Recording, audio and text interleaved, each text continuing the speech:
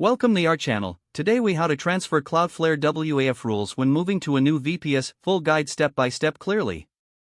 To begin transferring your Cloudflare WAF rules, log in to your Cloudflare account. Navigate to the firewall settings for the domain you wish to manage.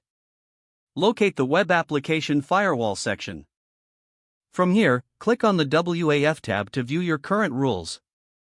Make a note of all the active WAF rules, including any custom rules you have defined. Create a new document to list these rules for reference. If any rules are based on specific IP addresses or geographical restrictions, take note of those as well.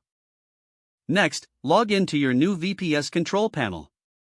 Install the necessary software for your new environment that requires WAF rules. Now, return to your Cloudflare dashboard. Select the domain associated with your new VPS. Access the WAF section again and click on Add Rule or a similar option. Start recreating the WAF rules based on the notes you've taken.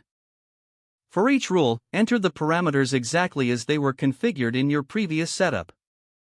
Pay attention to any special conditions or exceptions in the original rules. Once you have entered all the rules, review them for accuracy. It is critical to ensure that your rules match those from your previous VPS. After verifying the rules, save your changes. Test the new WAF rules to confirm they are functioning as intended. Monitor traffic through your Cloudflare dashboard for any anomalies. Should you encounter any issues, compare the new rules with your documented original configurations.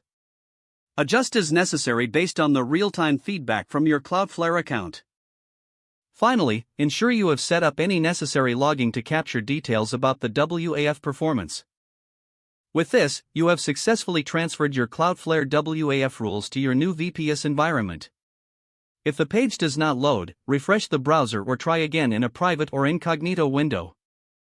Make sure you are using the correct email address, then retype it carefully to avoid small typos. If your password is not accepted, use the reset option and create a new strong password you can remember.